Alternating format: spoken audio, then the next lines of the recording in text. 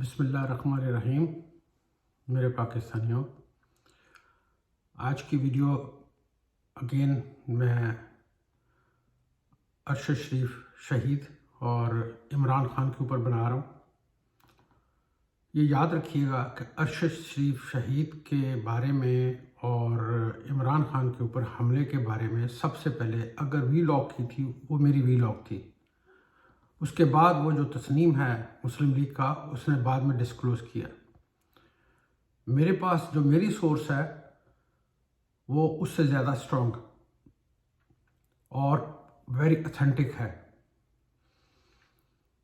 اور جو میری سورس ہے وہ کوئی ان شریف فیملی سے دور کی نہیں ہے، ان کے بڑی قریب کی سورس ہے۔ وہ یاد رکھیے گا کہ میں بڑے عرصے سے اپنے ٹویٹ کے ذریعے یا اپنے وی لاگ کے ذریعے یہ اکثر لوگوں کو کہتا رہا ہوں کہ مریم صفدر یا مریم نواز جو بھی ہے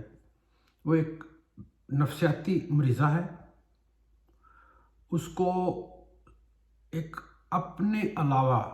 کسی اور شخصیت کو پسند نہیں کرتی، ایون اپنے باپ کو بھی، اپنی ماں کو بھی، اپنے گھر والوں کسی کو پسند نہیں کرتی۔ وہ یہ سمجھتی ہے کہ جو کچھ وہ سوچتی ہے یا وہ جو کچھ وہ کرتی ہے اس سے بہتر کوئی نہیں کر سکتا۔ اس لحاظ سے جو اس کا باپ ڈوبا ہے یا ایون یہ جو کرپشن ہے اس کے پیچھے میں بھی میجورٹی اس کا ہاتھ موجود ہے۔ داؤ کہ نواز شریف بھی کم نہیں ہے، اس نے بھی حدیبیہ پیپر اور دائیں بائیں جو کرپشن کی تھی وہ مریم کے بغیر کی تھی، لیکن اس کے بعد یاد رکھیے گا کہ 90s کے بعد جب یہ ابھی شادی اس کی نہیں ہوئی تھی، اس وقت نیا اس کا سلسلہ شروع ہوا تھا، اس وقت سے لے کر اینڈ تک جو بھی کرپشن ہوئی اس کے اندر میجورٹی مریم نواز کا ہاتھ تھا۔ پیسے کو ہینڈل کرنا، اس کو آرگنائز کرنا، لوگوں کو آرگنائز کرنا، لوگوں کو مینپولیٹ کرنا، یہ سارے کا سارا مختلف جو مرد حضرات تھے جن کو مریم بذاتی طور پہ جانتی تھی ان کو استعمال کرتی رہی، چاہے وہ پیسے کے زور پہ، چاہے ادروائز بلیک میلنگ میں، چاہے وہ ویڈیو کے شکل میں۔ اب جب ارشد شریف کی باری آتی ہے، ارشد شریف کے پاس ایسے اتھینٹک ثبوت ہاتھ میں تھے جو وہ ڈیورنگ جاب ان ARY وہ ہمیشہ ڈاکومنٹری ایویڈنس دکھاتا رہا، جس کے اوپر ان کو بہت زیادہ تکلیف تھی، اور ڈائریکٹلی اور انڈائریکٹلی وہ ARY چینل کو بلیک میل بھی کرتے رہے، پریشرائز بھی کرتے رہے، اور وہ تھریٹ وار بھی کرتے رہے کہ یہ اس کو روکیں، اس کو کسی طریقے سے روکیں، کچھ نہ کچھ یہ اس کا بندوبست کریں۔ اس کے ساتھ ساتھ ارشد شریف صرف ان کے چوری یا بےایمانیوں کے ڈاکومنٹس اپلوڈ نہیں کر رہا تھا یا نہیں دکھا رہا تھا، اس کے اندر زرداری، اس کا خاندان، مولانا فضل الرحمان اور دوسرے جو اسٹیبلشمنٹ کے لوگ ہیں ان کی بھی۔ اسٹیبلشمنٹ کے بارے میں جو ارشد شریف تھا اس نے کوئی ویڈیو خاص نہیں بنائی، اسپیشلی وہ جو ٹاپ لیول کے اسٹیبلشمنٹ کے حضرات تھے، لیکن ارشد شریف کے پاس ان کے بارے میں اس کے پاس بھی انفارمیشن ان کے بارے میں موجود تھی، لیکن اس نے اس کے اوپر پروگرام نہیں بنایا تھا کیونکہ کچھ بہت سارے دوست اسٹیبلشمنٹ کے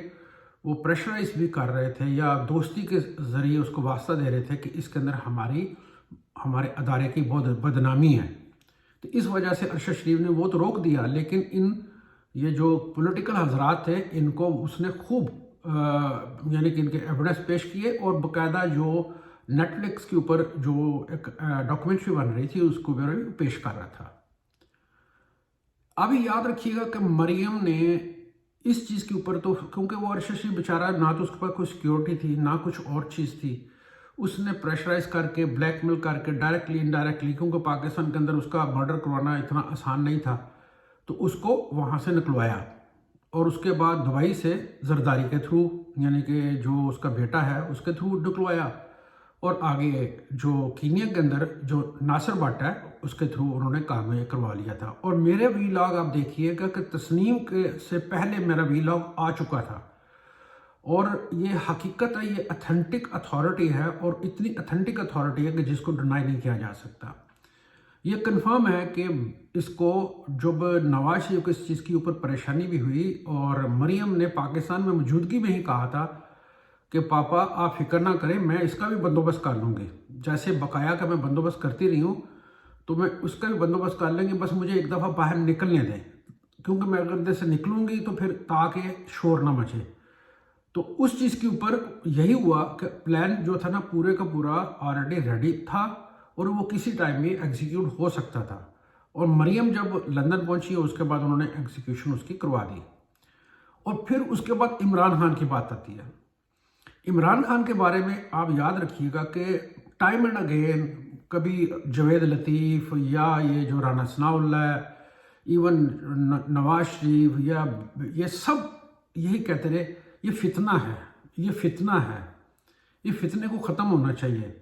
اور افسوس کے ساتھ ہے کہ جو D G I S P R کی پریس بریفنگ تھی جس کے اندر ندیم انجم بھی موجود تھا,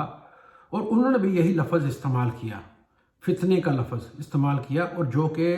نازیبا, گھٹیا اور ان ریالٹی میں ایک سوبر ورڈ نہیں ہے. اور وہ کنفرم کرتا ہے کہ انہوں نے مل کے اس کے اوپر پلان کے اوپر کام کیا تھا, اور عمران خان کی ایگزیکیوشن کے بارے میں. اور اس کا بھی یاد رکھیے گا کہ اس کا بھی جو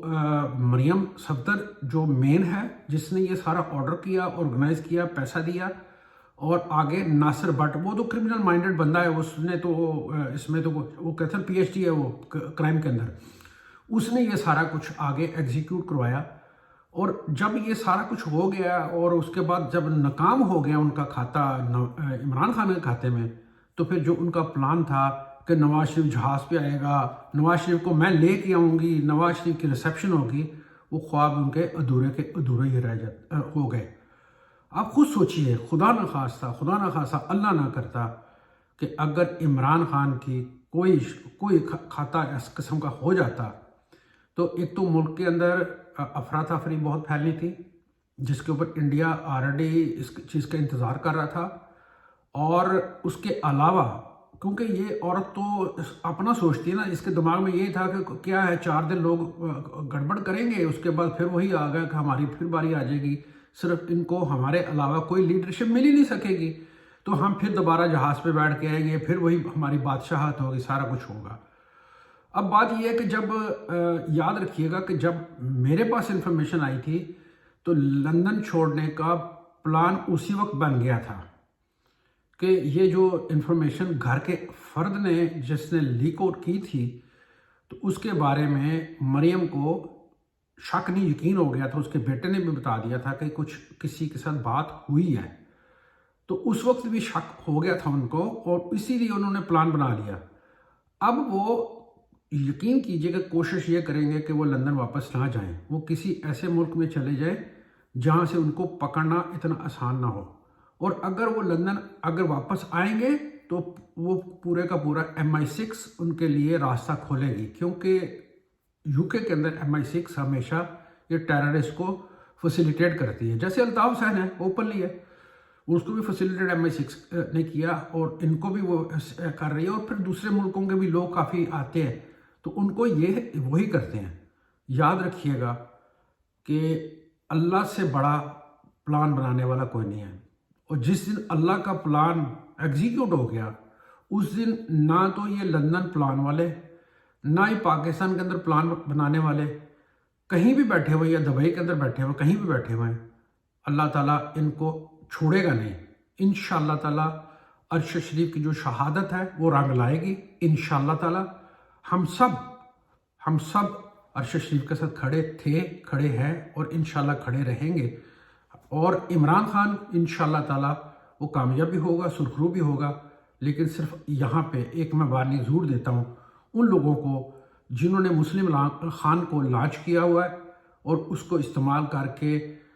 اپنے آپ کو صاف نکالنا اور جو بلیم ہے وہ ٹیررسٹ کے اوپر ڈالنا یہ ان کا کام ہے.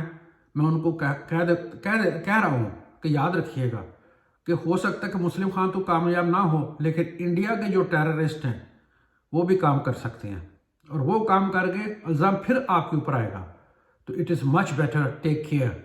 یہ ہمارا ادارہ ہے، یہ ہمارا ملک ہے. خدا کے لیے اگر تھوڑی سی بھی اس ادارے کی عزت ہے تو please take action, take precautions, give safety protection to Imran Khan. Whatsoever, he is the leader. He is not a politician. He is a leader of Pakistan. And we, people of Pakistan, do hope, inshallah ta'ala, ہمارے اس پاکستان اور Pakistan army کا نام انشاءاللہ سرخرو ہوگا اور لازمی ہوگا. اور جو بھی نیکسٹ آرمی چیف آئے انشاءاللہ تعالی وہ پاکستان کے لیے، پاکستان آرمی کے لیے بہتر ہی ہوگا. اللہ ہم سب کے ساتھ بہتر کرے، میرے ملک کے ساتھ، میرے لوگوں کے ساتھ، میری اس شہیدوں کی، غازیوں کی آرمی کے ساتھ. میرا آپ سے یہی دعا ہے، ریکویسٹ ہے کہ دعا کیجئے ہمیشہ. اور انشاءاللہ تعالی اگلے بھی ولاگ میں جلد ملتے ہیں. پاکستان آرمی زندہ باد، پاکستان پائندہ باد. جزاک اللہ. السلام علیکم.